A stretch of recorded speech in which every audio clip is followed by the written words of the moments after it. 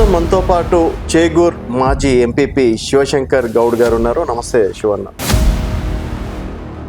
శివన్న మొత్తానికి 10 సంవత్సరాలు ఎంపీపీగా పదవి కాలం కంప్లీట్ అయ్యింది.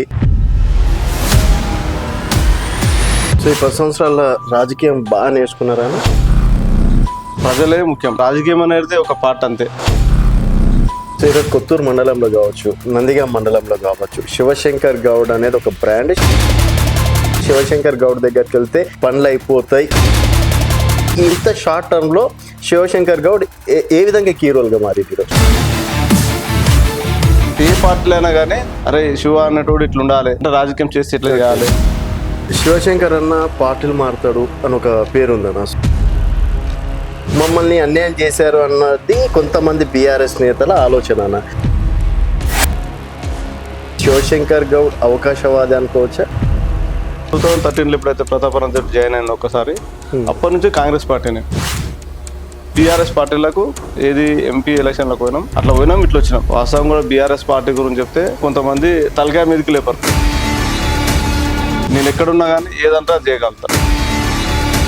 అసలు కాంగ్రెస్ పార్టీ ఎందుకు వచ్చింది? కేసీఆర్ ఉన్నప్పుడు దేవుని లెక్క నుండి ఇప్పుడు వాళ్ళు ఇచ్చింది ఏంది, మేము తగ్గించింది ఏమి, వ్యతిరేకత వచ్చింది అనేది ఉట్టి బూటకం కాదన్న. మీరు ఎలక్షన్స్ టైంలో 2500 ఇస్తామమ్మా, స్కూటీలు ఇస్తామమ్మా, తర్వాత నిరుద్యోగ వృత్తి ఇస్తాము, తులం బంగారం ఇస్తామని చెప్పేసి ప్రచారం చేసి 100 రోజుల్లో గ్యారంటీ బాండ్ పేపర్ అన్నట్టు ఇస్తే అందరం నమ్మి ఓట్లు వేసినాము. ఈరోజు ఏమి ఇచ్చిందన్న? ఆర్థిక వ్యవస్థ ఇట్లుంది, చిన్న భిన్నం చేసిపోయారు. దాన్ని మనం గాడి పెట్టాలంటే ప్రతి ఒక్కరు సహకరించాలి. మీరు ఇంటికి పెద్దనా సరే, 100 అప్పులు ఉంటాయి మనకి, 100 బయట తీటలు ఉంటాయి. సో మీరు ఇంట్లో ధైర్యం చెప్తారా, లేకపోతే నా పరిస్థితి ఇట్లుంది అని చెప్పేసి చెప్పుకుంటే ఇంట్లో ధైర్యం కోల్పోరా?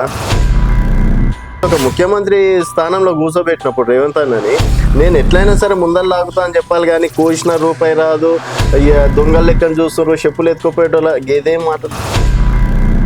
మీకు ఎంతసేపు ఉన్నా కేసీఆర్ అసంటున్నాడు అబద్ధాలు ఆడుతున్నా నచ్చుతుంది. అట్లాంటి మీరు ప్రతి వ్యక్తి కానీ ప్రతి పౌరుడు కానీ ఓటేస్తేనే గెలిచిన మనం వాళ్ళకి నిజాన్ని తెలియాల్సిన బాధ్యత ఉందా లేదా?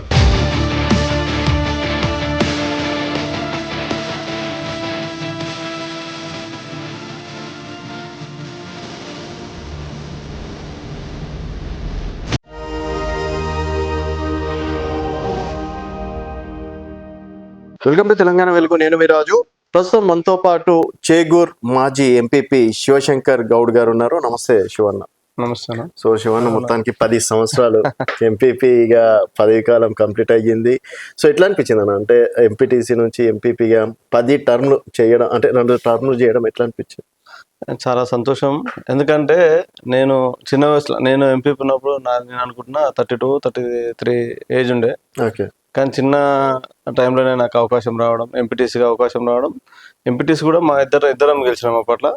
2 సార్లు మా చేగూరు గ్రామ ప్రజలు ఎవరైతే ఉన్నారో 2 సార్లు ఎంపీటీసీగా అవకాశం ఇవ్వడం, వాళ్ళు మంచి హై మెజార్టీ తోటి గెలిపేయడం.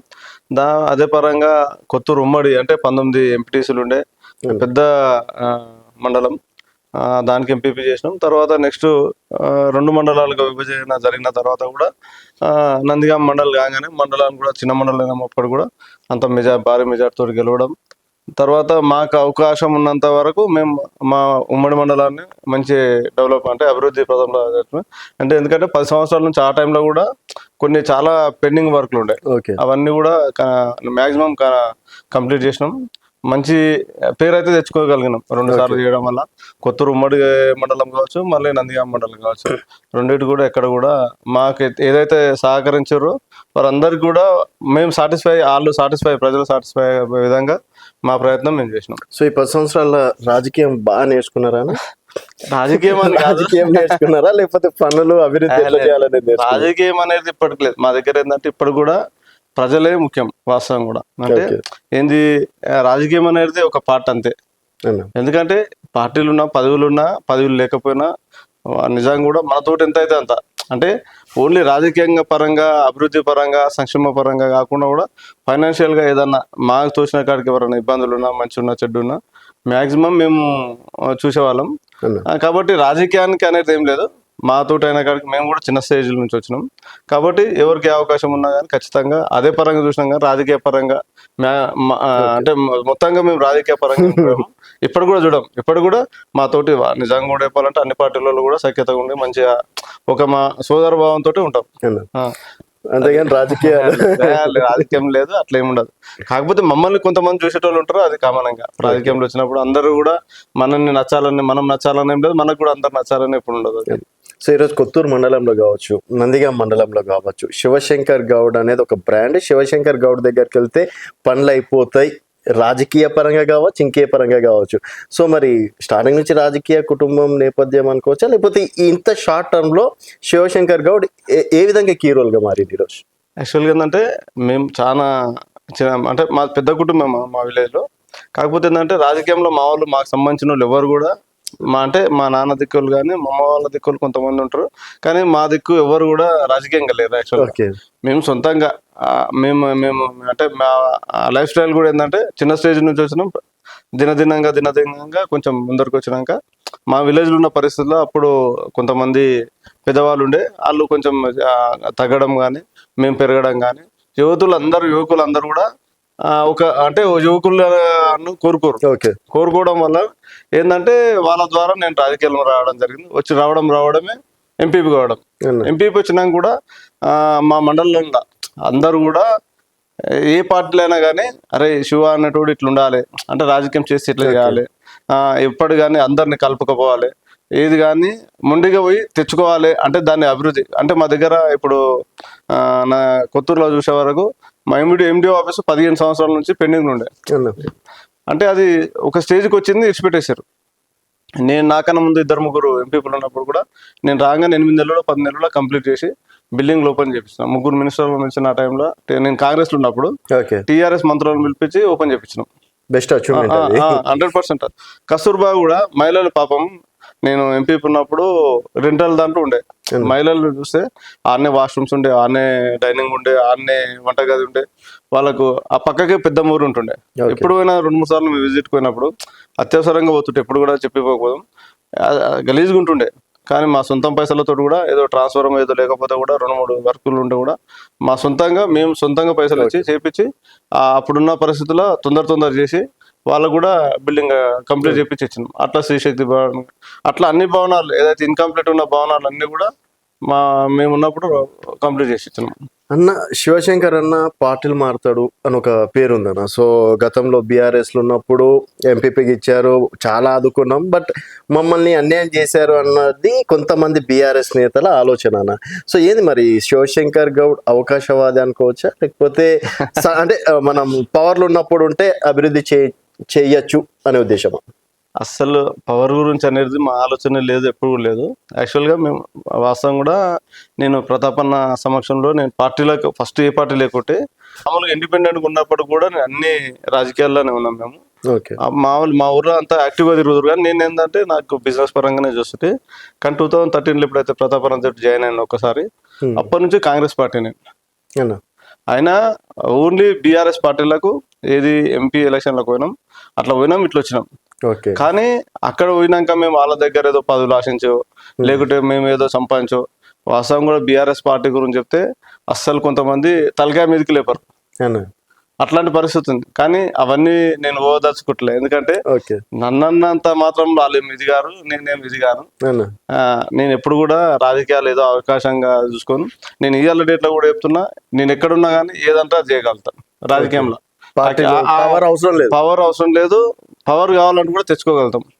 ఎందుకంటే మేము చేసిన పనులు అవంతే. వాస్తవం కూడా పోయిన 5 సంవత్సరాల ఎంపీ ఉన్నప్పుడు కాంగ్రెస్ పార్టీలో ఏది కొత్తూరు మండలంలో అసలు మీరు ఇప్పుడు కూడా మా 2 మండలాల్లో సర్వే చేయండి శివశంకర్ ఏందనేది. అసలు మేము అంటే ఇప్పుడు కాంగ్రెస్ పార్టీ ఉన్నాం, అప్పుడు కాంగ్రెస్ పార్టీ ఉన్నప్పుడు నేను అంటే నాకు తెలిసి ఒక 10 కోట్ల వరకు చేయొచ్చు, 10 కోట్ల వరకు చేయొచ్చు. అంటే అప్పుడు ఎట్లుండే అంటే కాంగ్రెస్ పార్టీ ఉండే పర్ క్యాపిటల్ వస్తుండే, తర్వాత ఇది రిజిస్ట్రేషన్ ఛార్జెస్ వస్తుండే, తర్వాత సీనరీస్ వస్తుండే, ఎస్ఎఫ్సి వస్తుండే, అన్ని వర్కులు ఎంపీపీకి కానీ గ్రామ పంచాయతీకి డైరెక్ట్ ఉంటుండే. కర్మ ఏంటంటే పోయిన 5 సంవత్సరాల కింద తర్వాత ఏదైతే టీఆర్ఎస్లో జాయిన్ అయినాక అసలు ఆఫీసులో చాలా తాగడానికి పైసలు లేని పరిస్థితి ఉంటుండే. అసలు అంటే మనది రిచెస్ట్ మండలం వాస్తవం కూడా నందిగాం.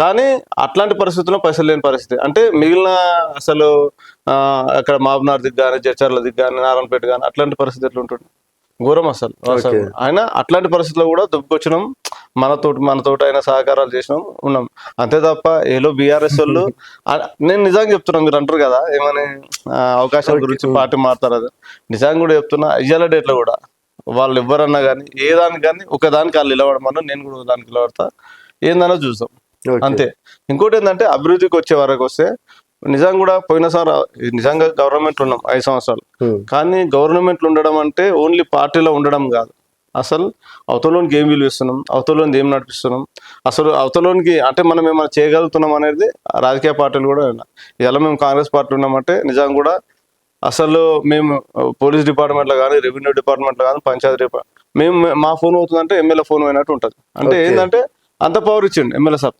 శంకరన్న ఇలా డేట్లో చెప్తున్నా మేము ఏ పని ఆయన క్లియర్గా చెప్తున్నాను మీ మండలి కానీ పక్క మండలి కానీ ఎక్కడున్నా కానీ మీరు ఏది ఉన్నా కానీ మీ అంతలో మీరు చేసుకోండి మీ తోడు కానప్పుడు మా దగ్గర అన్నట్టు పోయినసారి మేము కానిస్టేబుల్ చేసే పరిస్థితి లేకుండే అట్లాంటివి చెప్తే నేను చెప్తున్నా కదా అసలు తలకాయలు లేకపోద్దు వాళ్ళు పేరుకి ఎంపీపీ అంతే అరే అంత చెప్తున్నావు కదా మీరు అంత అంటారు కదా నేను ఎంపీపీ మా మిస్సెస్ ఎంపీపీ ఉంటే ఇంకో ఎంపీపీ వచ్చి మా దగ్గర టెంకాయ కొట్టిపోయాడు నీకు చెప్పకుండా వితౌట్ ప్రోటోకాల్ నేను చెప్తున్నా కదా ఫొటోస్ ఎప్పుడైతే మీరు ప్రెస్ వాళ్ళ దగ్గర మీడియా వాళ్ళ దగ్గర ఉంటాయి కదా ఓకే అట్లాంటి పరిస్థితి నచ్చింది వాళ్ళు మాట్లాడితే నేను చెప్తున్నా కదా నేను కరెక్ట్ గా మాట్లాడితే పరిస్థితులు ఘోరంగా ఉంటాయి కాకపోతే వద్దు అట్లా కాబట్టి 100% అది కాకపోతే సరే ఏదో మంచిగా వచ్చి రేపు నాడు ఒకవేళ మీరు ఎన్నికల్లో నిలబడ్డా మాట అయితే వాళ్ళు చెప్తారు కాబట్టి అట్లాంటి నా గురించి ఇట్లా మాట్లాడే పరిస్థితి వస్తే వాళ్ళు తలకాయ లేపలేని పరిస్థితి తెచ్చుకుంటారు వాళ్ళు అది క్లియర్ వాళ్ళు అంటే మనం వాళ్ళకి ఎంత దూరం వాళ్ళు కూడా మనకి ఎంత దూరం మనం ఎప్పుడు కూడా మనల్ని ఎవరు టచ్ చేస్తే మనం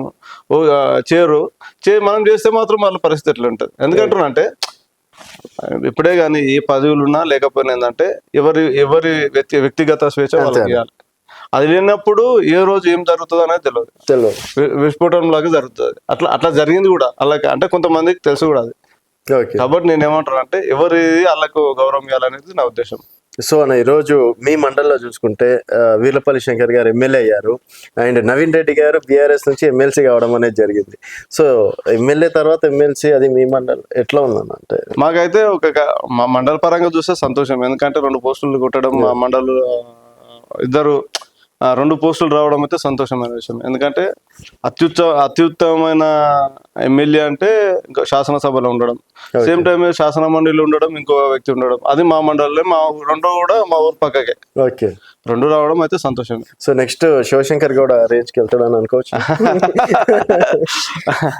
అది వెయిట్ అండ్ సీ అంతే ఎందుకంటే ఇప్పుడు సర్పంచ్ అయిన వాళ్ళు మీతో పాటు అంటే ఈవెన్ వాకిట్ శ్రీహరి లాంటి వాళ్ళు జెడ్పీటీసీ ఉన్నప్పుడు మీరు ఎంపీపీ ఉండడం అంటే ఒక రకంగా చాలా సంతోషం అనిపిస్తుంది కదే అసలు నేను శ్రీహరి అన్న నేను ఇద్దరం కాంగ్రెస్ లో ఉన్నాం మేము నిజంగా కూడా కాంగ్రెస్ లో బాగా టీఆర్ఎస్ ఆ టైంలో కూడా బాగా టఫ్ చేసింది మమ్మల్ని మేము ఎప్పుడన్నా జనరల్ బాడీ మీటింగ్ లో రాయాలంటే మీటింగ్ లో మైకులు గుంజుకోవడం దాడులు చేయడం వరస్ట్ గా మాట్లాడడం అట్లాంటి పరిస్థితుల్లో తట్టుకొని 5 సంవత్సరాలు ఆయన ఉండడం ఆయనకు నిజంగా కూడా ఆయనకు ఈ స్టేజ్ రావడం అయితే చాలా సంతోషం ఎందుకంటే ఆయన కూడా మేమున్నప్పుడే జెడ్పీటీసీ సేమ్ టైం ఇప్పుడు ఉన్న మా నవీన్ రెడ్డి గారు కూడా ఎమ్మెల్సీ జెడ్పీటీసీ నేను కూడా ఎంపీపీ ఇద్దరు మా దాంట్లోకి వెళ్ళి మా బాడీలోకి వెళ్ళి తిరగడం చాలా సంతోషం సేమ్ టైం ఏంటంటే ఒక బీసీ అదే చెప్తున్నా కాంగ్రెస్ పార్టీలు ఉంటే నిజంగా కూడా ఈరోజు ఒక చిన్న స్టేజ్ నుంచి అలా సర్పంచ్ అంటారు జెడ్పీటీసీ అలా మంత్రి అవ్వడం అంటే మామూలు విషయం కాదు అసలు నిజంగా చెప్తున్నా అసలు టీఆర్ఎస్ లో ఇట్లా జరిగిందా ఇప్పుడు అసలు ఉద్యమకారులకు టికెట్లు ఇచ్చిండనా ఎక్కడ ఇచ్చారన్నా ఉద్యమకారులకు టికెట్లు ఇచ్చిండు ఈ రోజు టీఆర్ఎస్ చేసినటువంటి అభివృద్ధి కాంగ్రెస్ పార్టీ ఎంతమంది ఉద్యమకారులు మంత్రులు ఉంటే ఇప్పుడు కాంగ్రెస్ బల్క సుమన్ కావచ్చు రసమయ్య బాలకిషన్ కావచ్చు ఇప్పుడు ఇచ్చాడు మినిస్టర్ కాదు నేను చెప్పేది ఎమ్మెల్యే కాదు నేను చెప్పేది మినిస్టర్ గురించి చెప్పేది ఎంతమంది మినిస్టర్లు అన్న ఉద్యమంలో ఉన్న కొప్పులీశ్వర్ కావచ్చు వీళ్ళందరూ అస్సలు నేను చెప్తున్నా కదా ఎవరినైనా ఈ రోజు కానీ ఎస్సీ ఎస్టీ బీసీలను ఓన్లీ గుర్తించేది ఓన్లీ కాంగ్రెస్ పార్టీ 42% రావడం అంటే మామూలు విషయమా ఓకే. ఇప్పుడు మరి ఎందుకని అంత వ్యతిరేకత వచ్చింది ఈరోజు కాంగ్రెస్ పార్టీ పైన? ఎక్కడ చూసినా కాంగ్రెస్ పార్టీ ఇచ్చిన హామీలు నెరవేర్చలేదు. రేవంత్ రెడ్డిని ఎందుకు గెలిపించుకున్నాము, అసలు కాంగ్రెస్ పార్టీ ఎందుకు వచ్చింది, కేసీఆర్ ఉన్నప్పుడు దేవుని లెక్క నుండే అని చెప్పేసి ఎందుకు ప్రచారాలు అయిపోయినాయి? మరి ఇప్పుడు వాళ్ళు ఇచ్చింది ఏంది, మేము తగ్గించింది కానీ ఓన్లీ ఏంటంటే ఎవరైతే రాజకీయంగా ఇలా నిరుద్యోగంగా అయిపోయారు, రోడ్ల మీద పడాలి పరిస్థితులు అంటే నిజంగా కూడా చెప్తున్నా, అసలు వ్యతిరేకత వచ్చింది వ్యతిరేకత అనేది ఉట్టి బూటకం.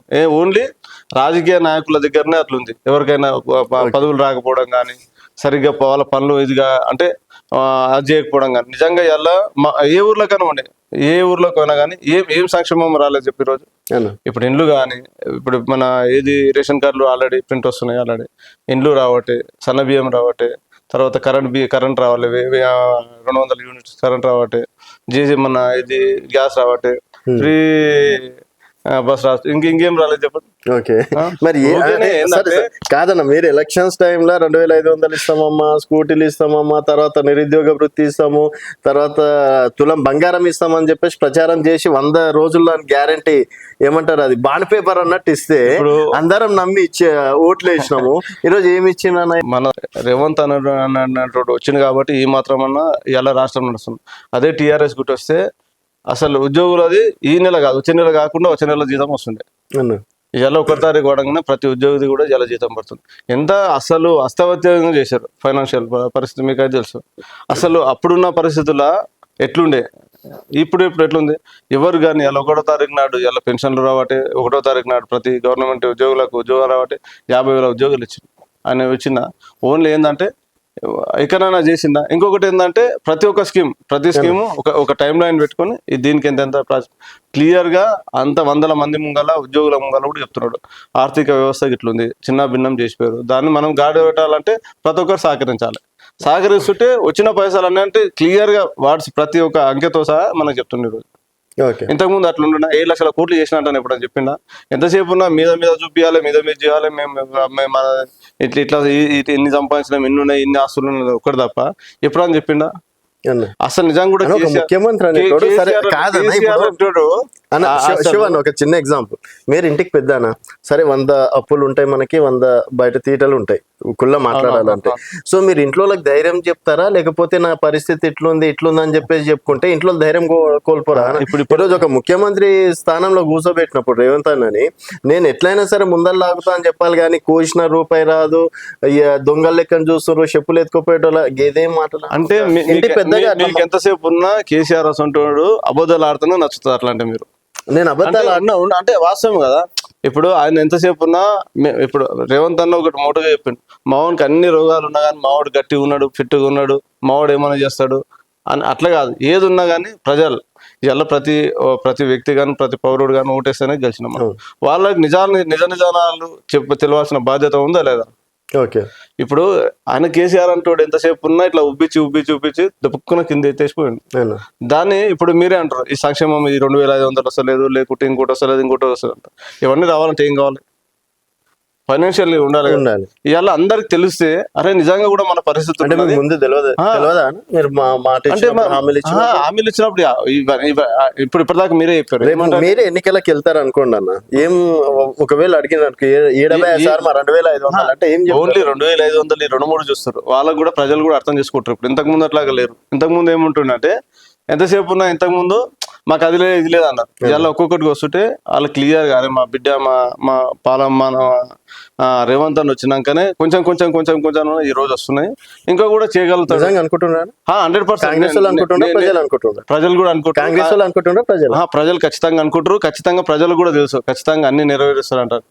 ఒక ధైర్యం వచ్చింది ఇప్పుడు, 100% ధైర్యం వచ్చింది. మీరు చూస్తారు కదా, మీరు నిజంగా మీరు అంటారు కదా ఇంటర్వ్యూలో, అందరూ వింటారు కదా, ఇంతకుముందు 3 నెలలు ఉన్న పరిస్థితి ఇవ్వాలుందా? 3 నెలల కింద చాలా అరే ఈ అమ్మ కాంగ్రెస్ పార్టీ అట్లా ఇట్లా అని కొంచెం వాటి తెచ్చారు బయటకి. ఇవాళ ఆ పరిస్థితి ఉందా? ఇప్పుడు ఇందిరమ్మ ఇళ్ల విషయంలో కూడా కేవలం కాంగ్రెస్ కార్యకర్తలకి నిజంగా చెప్తున్నా, అస్సలు పెట్టనోడే పాపాత్ కూడా అవుతుంది. ఇవాళ ఎంత మందికి పెడతా అంతమంది. మా దగ్గర 3,500 అనుకున్నాం మేము, నువ్వు 5,000 అయితే కూడా చేసేయండి అంతే. మా దగ్గర ఇందిరమ్మ ఇండ్లు మీరు ఎంతమంది, మా దగ్గర మా సొంత విలేజ్ లో 337 ఉన్నాయి. Okay. 37 ఇంకేమైనా కావాలంటే కొత్త లిస్ట్ తయారు చేయండి, సెకండ్ ఫేజ్ కూడా స్టార్ట్ చేయండి అని. మాది అప్పరెడ్డిగూడెంలో పైలట్ ప్రాజెక్ట్ కింద చేసినాం, ప్రతి ఒక్కరికి పైసలు వచ్చేసినాయి, లక్షల రూపాయలు. అవునా? సెకండ్ విడత ఏమైనా ఉంటే ఓన్లీ చెప్పండి. కాంగ్రెస్ వాళ్ళకే ప్రతి ఒక్కరికి మీరు కావాలంటే ఏదైనా ఊర్లో కూడా పోయి చెక్ చేసుకోండి. నేనైతే అన్ని ఊర్లలో మా మండలంలో చెప్తున్నాను, ఎవరికి గీలో వద్దనేది లేదు, ఎవరికి వస్తే అప్లై చేస్తే వాళ్ళకి అంతే క్లియర్ గా. ఇంకెవరైనా అలా వచ్చిన లిస్ట్ వచ్చిన వాళ్ళు కూడా కట్టుకోలేక పరిస్థితి ఉంటే ఇంకెవరైనా వచ్చారు అనుకో కొత్త సెకండ్ ఫేజ్, వాళ్ళని యాడ్ చేపిస్తున్నాం అట్లా. ఓకే. సో ఈ పథకాలు రేపు ఖచ్చితంగా చెప్తున్నాం 100%. ఏదో కొంచెం అప్పటిదాకా అంటే మీరు సంవత్సరం కాకముందే, సంవత్సరంన్నర కాకముందే అంటే ఉట్టిగా ప్రతిపక్షాలు గగ్గోలు పెట్టుకున్నాయి. ఎందుకంటే 10 సంవత్సరాలు ఇవ్వలేని పరిస్థితుల్లో ఇలా మనం చేస్తున్నాం. ఇలా అన్ని అభివృద్ధి, ఇప్పుడు రోడ్ల విషయాల్లోకి వస్తే కానీ వీటి కానీ ఒక్కొక్కటి అన్ని అభివృద్ధి చేస్తాం. ఇప్పుడు ఇవన్నీ చేయలేరు అంటారు వాళ్ళ, ఇప్పుడు ఆన్ గోయింగ్ స్కీమ్ చేసుకుంటూనే ఇవి చేస్తూనే ఉన్నాం కదా. ఓకే. ఇప్పుడు దానికైతే బడ్జెట్ అయితే కావాలి, బడ్జెట్ లేనప్పుడు మనం కూడా ఆలోచన చేయాలి కదా. అది ప్రజలకు తెలిసిపోయింది, ప్రజలకు తెలిసే విధంగా ఆయన చెప్పిండు కాబట్టి ఆయన ఇట్లా చెప్పిండు. ఏం చిన్న భిన్న అంటే ఆర్థికంగా మనం తగ్గినాము, మన దగ్గర పైసలు లేవంటే ఓపెన్ గా మాట్లాడుకుంటేనే ఏదైనా మంచి చెడ్డలు జరుగుతాయి, వాళ్ళు కూడా అర్థం చేసుకోగలుగుతారు. ఓకే అన్న. శివన్న ఇప్పుడు ప్రతాప్ రెడ్డి మనిషి అనుకోవాలా, కాంగ్రెస్ పార్టీ కార్యకర్త అనుకోవాలి? ఖచ్చితంగా Congress party, same time Pratap అన్న అభిమాని అంతే, అంతే 100%. అది. సో ఈరోజు ప్రతాప్ అన్నకి అన్యాయం జరుగుతుంది ఏం జరగదు, కాకపోతే కొంచెం ఈక్వేషన్స్ లో కొంచెం రోజుల్లో రావచ్చు. వాస్తవం కూడా ఆ స్టేజ్ లో మాట్లాడలేము నేను కూడా, ఎందుకంటే మనం ఇచ్చే స్టేజ్ లేము, తీసుకునే స్టేజ్ లేము. కాబట్టి 100% ప్రతాప్ అన్న సొంటోనికి మంచోనికి మంచిగా 100% జరుగుతుంది. కొంచెం టైం జరగవచ్చు అంతే. నమ్మకం ఉంది, 100% నమ్మకం ఉంది, 100% జరుగుతుంది. గతంలో కూడా నమ్మారు, బట్ రాలేదు. నేను అది చెప్తున్నా కదా, వాళ్ళు నమ్మడం ఒకటి అయితే, వాళ్ళు చేసిన పరిస్థితులు అన్ని కాన్స్టిట్యూషన్ నియోజకవర్గ ప్రజలందరూ చూసారు కాబట్టి, అన్న వద్దు నీకు ఇట్లా ఇన్సల్ట్ ఉంది, ఇది వద్దు కాదు కూడా అని సొంత పార్టీలకు ఆయన బైబ్యాక్ వచ్చింది అంతే, అంటే పోయి రావడం జరిగింది అంతే. కాబట్టి ఆయన ఖచ్చితంగా ఉంటది. కొన్ని ఏంటంటే కొంచెం ఈక్వేషన్స్ బట్టి కొంచెం డిలే కావచ్చు, కానీ 100% అన్నకు మంచి జరుగుతుంది. కాంగ్రెస్ పార్టీ ఖచ్చితంగా కాంగ్రెస్ పార్టీలో మంచి గుర్తిస్తారు, 100% కొంచెం గుర్తిస్తారు. అంటే ఇక్కడ వర్గ పోర్లు నడుస్తున్నాయి అన్నది ఒక టాక్. ఇక్కడ శంకర్ అన్న కావచ్చు, ప్రతాప్ అన్నకి షాద్నరా అస్సలు ముచ్చటనే లేదు. వాళ్ళిద్దరు బాగా క్లోజ్ ఫ్రెండ్స్ లాగా ఉంటారు, క్లోజ్ ఉంటారు. ఆ ప్రతాప్ అన్నను బాగా గౌరవిస్తారు. అట్లాంటిది ఆ జాల నాకు అంతే. ఓకే. అట్లాంటిది నిజంగా 119 దాంట్లో ఏమన్నా ఏదైనా తక్కువ ఏది లేదంటే మన షాద్నర్. ఏది దాంట్లో ప్రతి దాంట్లో ఇన్వైట్ చేయడం, ఆయననే ముందలు పెట్టి చేయడం, అసలు అన్ని విషయాల్లో ఏదైనా పోస్టింగ్ విషయాల్లో కానీ ఏదైనా ఉంటే కూడా ఖచ్చితంగా ప్రతాప్ అన్న నోటీస్ లేకుండా 90% చేస్తలేడని నేను అనుకుంటున్నా. ఓకే. అట్లాంటిది అయితే ఇప్పటికి లేదు. ఇప్పుడు ఫ్యూచర్ ఏమో రేపటికి ఏం జరుగుతుంది కానీ ఈ రోజుకైతే అంత బాగున్నాం. అట్లాంటిది జరగదు. మన ప్రతాప్ అన్న ఎమ్మెల్యేగా చూడొచ్చు అంటారా? అంటే ఖచ్చితంగా ఏమో రేపు మళ్ళా కాన్సెన్స్ దొరుకుతున్నాయి, లేకపోతే ఇంట్లో ఏదో ఒకటి ఇంకా అండ్ శంకర్ అన్న పనితీరు ఎట్లుందన్న? అంటే మీరు అక్కడ కూడా చూసారు, అంజయ్ యాదవ్ గారితో పాటు కూడా ఉన్నారు, ఇప్పుడు శంకర్ అన్నతో కూడా ఉంటారు. ఆయనతోటి నాకు పోలికలే లేవు అసలు 100%. ఈ రోజు షాద్నగర్ నియోజకవర్గానికి ఏ అభివృద్ధి అడిగినోడు పాపాత్ కూడా అట్లాంటి పరిస్థితి ఉంది. ఎందుకంటే ఇండ్ల విషయాల్లోకి వస్తే ఇప్పటిదాకా మాట్లాడినట్టు రోడ్లు కానీ, ఫ్లైఓవర్స్ కానీ, ఆ రైల్వే బ్రిడ్జ్ 187 కోట్లు రైల్వే బ్రిడ్జ్ ఎన్ని సంవత్సరాల నుంచి చూస్తామా అనే పరిస్థితి లేకుండే, కానీ ఈ రోజు రైల్వే బ్రిడ్జ్ 180 కోట్లతో శాంక్షన్ చేయడం కానీ, ఇప్పుడు పాత హైవే మొత్తం వాళ్ళకు బిల్లులు లేకపోతే సొంత పైసలు ఇచ్చి బిల్లు చేపించి మళ్ళీ ఇప్పుడు హైవే మంచిగా చేసి మళ్ళీ షాద్నగర్ చౌరస్తా నుంచి మళ్ళీ రాయకల్ చౌరస్తా దాకా ఆ చౌరస్తా దాకా చేయడం కానీ, రోడ్లు అసలు నాకు తెలిసి ఓన్లీ నందిగామ మండలికి 100 కోట్ల రోడ్లు రావచ్చు నాకు తెలిసి. ఓకే. ఇక్కడ నా షాద్నగర్ నుండి చేగూరు కానీ, సింబాసిస్ రోడ్ కానీ, తర్వాత ఇప్పుడు మా అన్ని రోడ్ల విషయాలకు వస్తే ప్రతి ఊరికి నాకు తెలిసి ఒక 3-4 కోటి రూపాయలు ఇప్పటిదాకా సీసీ రోడ్లు పెట్టిన నాకు తెలిసి. పోయిన 5 సంవత్సరాలు అయితే నేను అనుకుంటే ఒక ఊరికి 10-20 లక్షలు ఏమిచ్చారు, కానీ ఈసారి ప్రతి లిస్ట్ క్లియర్ గా ఒకటే చేస్తున్నాను. ప్రతి ఊర్లో ఏమేమి దగ్గర పెండింగ్ ఉంది ఒక లిస్ట్ బుక్ తయారు చేయండి. ప్రియారిటీ వైజ్ గా ఖచ్చితంగా ఒక్క రోడ్లు లేకుండా చేసే బాధ్యత నాది, డ్రైనేజ్ల విషయంలో కానీ ఏది కానీ చేసే బాధ్యత నాది అనేది క్లియర్ గా ఉన్నాడు. ఇప్పుడు ఇంకొకటి ఏంటంటే పరిగి 4-way చేయడానికి కూడా ప్రపోజల్స్ పంపిన, అది ఒకటి పరిగి మేజర్ గా నాకు తెలిసి షాద్నగర్లా అప్పుడు కాంగ్రెస్ వచ్చినాకనే కానీ ఇప్పుడు కాంగ్రెస్ వచ్చినాకనే తప్ప రోడ్లు పెద్దగా 10 సంవత్సరాలు ఏం డెవలప్ కాలేదన్న. చెప్పండి. బయట మాట్లాడే మాటలు కూడా అసలు ఈ 10 సంవత్సరాలు అంతా వెనక్కి వెళ్ళిపోయింది, మేము ఈ 18 నెలల్లోనే షాద్నగర్ని తీర్చిదిద్దేసినాం అన్నట్టు కదా. ఇప్పటికి ఏమన్నా ప్రపోజల్ రాలేవు అనుకో, వాళ్ళు చేసినట్టు లెక్క. ఓకే. ఇప్పటిదాకా మీరు చెప్పండి, మీరు షాద్నగర్ అటు ఇటుగానే ఉంటారు కాబట్టి ఇప్పటిదాకా ఒక 4-way చేసిన రోడ్ ఒక పేరు చెప్పండి. ఎక్కడ రోడ్లు వేపించాయి కదా ఎక్కడ రోడ్లు అసలు ఈ రోజు కొత్తూరు నుంచి ఆడ వరకు రోడ్లు దానికి బిల్లు లేకపోతే మళ్ళా శంకరన్న వచ్చినాకనే బిల్లు చేపించి బిల్లులు ఇప్పించి సొంత పైసలు ఇచ్చిండు. కొన్ని ఫిగర్ చెప్పాను కానీ పెద్ద పేమెంట్ ఇచ్చేసి క్యాష్ అయినా లిక్విడ్ పెట్టుకుని నా నువ్వు చేయి నేను నా బాధ్యత అని చెప్పి కోమటిరెడ్డి వెంకటరెడ్డి గారి తీసుకుపోయి సొంతంగా బిల్లులు ఇప్పించాడు దగ్గరుండి. దాని తర్వాత మళ్ళీ అసలు మరి అలాంటి బీఆర్ఎస్ 10 సంవత్సరాలు ఏం చేయకపోతే 5,000 ఓట్లతోటి ఓడిపోయినా వాళ్ళు, పెద్ద మెజార్టీ ఓట్లతో కూడా ఏం ఓడిపోలేదు. 5,000 ఎన్ని తోట ఓడిపోయినా కానీ మెజార్టీ అంటే ఇక నడుస్తుంది కాబట్టి అట్లా నడిచింది అంతే తప్ప ఇంతతో ఓడిపోయినట్టే పెద్ద అభివృద్ధి విషయాలకు వస్తే మాత్రం లేదు అది. ఎందుకంటే ఇప్పుడు కేశంపేట రోడ్ ఉంది, ఇప్పటిదాకా ఏదైనా చేసారా? పరిగి రోడ్ ఉంది, పరిగి రోడ్కి ఇప్పటిదాకా ఏమని చేసారా? మెజారిటీ రోడ్లు అయితే ఇవే కదా. ఇప్పుడు కాన్స్టిట్యూన్సీ ఇవే కదా. అప్పుడు కంది రోడ్ చేసింది కాంగ్రెస్ పార్టీ అప్పుడు ఉన్నప్పుడే, ఇలా అమన్గల్ రోడ్ చేసింది కాంగ్రెస్ ఉన్నప్పుడే, పరిగి రోడ్ చేసింది కాంగ్రెస్. వీళ్ళు వచ్చిన పెద్ద రోడ్లు ఏం చెప్పిన అంటున్నాడు. ఓకే, అది పక్కన పెడతాను. శివశంకర్ అన్న కేవలం ఎంపీగానే మిగిలిపోతాడా భవిష్యత్తు ఇంకేమన్నా? ఖచ్చితంగా అధిష్టానం గుర్తిస్తుందేమో అనుకుంటున్నా ఏదో రోజు. ఖచ్చితంగా మా మా మా అంటే మేము ఎంతైతే పార్టీ కష్టపడున్నామో అంత కష్టపడుతున్నాం. ఖచ్చితంగా రేపు ఫ్యూచర్లో పార్టీ ఎందుకంటే చిన్న వాళ్ళని ఈ రోజు పెద్ద స్టేజ్లో పెడుతుంది. మాకు కూడా అవకాశం వచ్చిన రోజు ఖచ్చితంగా మా పెద్దలు ఎవరైతారో ఇక్కడ శంకరన్న కానీ ప్రతాప్ అన్న కానీ ఇంకా మిగిలిన వాళ్ళు ఎవరున్నా కానీ ఖచ్చితంగా మా అంటే కష్టాన్ని గుర్తించి ఖచ్చితంగా ఏదో ఒకటి చేపిస్తారు అనేది ఒక ఆశ అవుతుంది. నిజంగా దాని పరంగానే మేము ఇచ్చినా చేయకున్నా పార్టీలో ఖచ్చితంగా గట్టిగా కష్టపడతాం, గట్టిగా కొట్లాడతాం కూడా, అట్లేం లేదు. నమ్మకం అయితే 100% ఉంది. గుర్తిస్తారు ఖచ్చితంగా, నిజంగా గుర్తిస్తారు. ఏం డౌట్ లేదు కదా? నో డౌట్ గుర్తించడం. No doubt. ఎందుకంటే నైటే ఒక వర్గం వెళ్ళడం వల్లనే ఈరోజు కాంగ్రెస్ పార్టీ గట్టెక్కిందని బయట టాక్ అన్నది. సో మరి ఆ వర్గానికి న్యాయం జరుగుతుందా లేదా అన్నది ఖచ్చితంగా జరుగుతుంది. ఆ దిశగా శంకరన్న కూడా ఆయన క్లియర్ గా ఏమున్నాడు, అందరం కలిసి సమిష్టిగా ఇవాళ కొట్లాడినాం కాబట్టి మంచిగా మనం అందరం కూడా మన పని అంటే నిజంగా కూడా నియోజకవర్గంలో మీరు ఒకసారి చూడండి, శంకరన్న వచ్చినాక ఇప్పటిదాకా మీరు అడిగినట్టు అందరం సమిష్టిగా కష్టపడ్డాము, సమిష్టిగా నిర్ణయాలు తీసుకుంటున్నాము, సమిష్టిగా అభివృద్ధి గురించి కానీ రేపు పదవుల గురించి కూడా. రేపు నటరాజన్ మీనాక్షి గారు కూడా అందరు ఒక లిస్టే ఇచ్చింది, మాకు ఇంతమంది కష్టపడ్డారు, ఇలా ఖచ్చితంగా పోస్టులు ఇవ్వాలి, ఖచ్చితంగా మీరు చేయాలంటే ఇచ్చారు. దాంతోపాటు శంకరన్న కూడా ఇలా పోలీస్ వ్యవస్థ కానీ లేకుంటే మన రెవెన్యూ వ్యవస్థలు కానీ పంచాయతీ ఎవరు వచ్చినా పని చేస్తారంటే ఒకసారి ఆలోచించండి. ఇంతకుముందు అట్లుంటుండే గతంలో. ఒకసారి మీరు 5 సంవత్సరాల్లో ఒకసారి మీది పోలీస్ రికార్డ్ తీయండి, ఎన్ని కేసులు అని, ఇవాళ ఒకసారి రికార్డ్ తీయండి. ఓకే, మీకు దాని మీద అయితే ఈజీగా ఒకటి మీకు ఐడెంటిఫై అవుతుంది కదా. అంటే అంతా మంచిగా జరుగుతుంది, అందరం కలిసి చేసుకుంటున్నాం, కలిసి ఉంటాం. ఖచ్చితంగా ఇంకొక 5 సంవత్సరాలు, ఈ 5 సంవత్సరాలకు ఇంకో 5 సంవత్సరాలు కూడా ఖచ్చితంగా కాంగ్రెస్ పార్టీ ఖచ్చితంగా చాలా కాన్ఫిడెన్స్. ఫస్ట్ రేపు వచ్చే స్థానిక సంస్థలు ఎన్నికలు 100%. అస్సలు మీరు చూస్తుంటారు కదా, మేము ఏంటంటే అందరూ ఇలా ఉన్నోళ్ళందరూ కూడా ప్రజల్లో ఉండేటోళ్ళే కాంగ్రెస్ వాళ్ళు.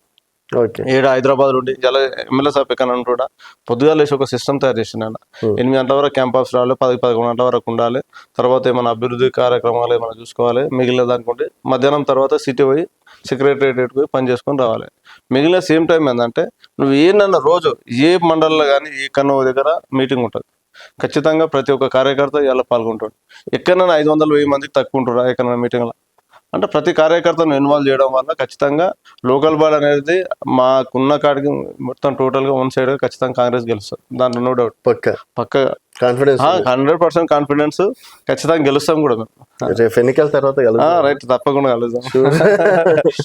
సో అదే ఇన్ని పొలిటికల్ మాటలు మాట్లాడుతున్నారు, అందుకే అడుగుతున్నా భవిష్యత్తు కార్యాచరణ ఏమైనా గట్టిగా చేసుకున్నారా లేకపోతే గట్టిగా అంటే నేను ఏమంటున్నా అదే అంటున్నా, కాంగ్రెస్ పార్టీలో ఒక్క దాంట్లోనే ఉండేది ఏంటంటే ఏదైతే ఎవరైతే కష్టపడతారని గుర్తిస్తే ఖచ్చితంగా వాళ్ళకి ఏదో ఫ్యూచర్ లో మాత్రం ఖచ్చితంగా ఉంటుంది. సో ఈ రోజు కాకపోయినా రేపు ఏదో రోజు ఖచ్చితంగా ఉంటుంది. ఈ రోజు కొత్తూరు మండలంలో శివశంకర్ గౌడ్ బ్రాండ్ అనేది రేపు షాద్నగర్ అంతా విస్తరిస్తుంది.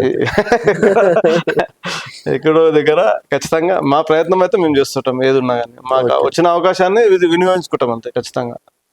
దాని పరంగా ప్రతాప్ అన్న కానీ శంకర్ అన్న కానీ మిగిలిన మా కాన్స్టిట్యూన్సీలో ఉన్న పెద్దోళ్ళు అందరూ ఉన్నారు, వాళ్ళందరూ కానీ ఖచ్చితంగా గుర్తిస్తారు, చేస్తారు ఏదో ఒకటి 100%. ఒక కాన్ఫిడెన్స్ చూద్దాం అన్న, గతంలో కూడా అదే కాన్ఫిడెన్స్ వెళ్ళినాము, వెళ్ళిన దాంట్లో కూడా చేసినాం, దీంట్లో కూడా చేస్తాం, మళ్ళీ కూడా చేస్తాం 100%. ఎక్కడ తగ్గేదే లేదు. ఎక్కడ కూడా మేము కానీ మాకు ఎమ్మడున్న వాళ్ళు కానీ మాకు ముందున్న వాళ్ళకి కానీ అందరినీ కలుపుకుపోతాం, ఖచ్చితంగా ముందరకు పోతాం. సో చూద్దాం అన్న, రేపు స్థానిక సంస్థల ఎన్నికల్లో కలుద్దాం మళ్ళీ. మీకు మళ్ళీ అంటే ఎంపీపీ నుంచి ఇంకా బెటర్ చాయిస్ వస్తే మాత్రం డెఫినెట్ గా ఆ రోజే కలిసే ప్రయత్నం ఖచ్చితంగా. Thank you so much. ఇది శివశంకర్ గారితో స్పెషల్ చిట్ చాట్. మరొక గెస్ట్ మళ్ళీ కలుద్దాం. చూస్తూనే ఉండండి తెలంగాణ వెలుగు.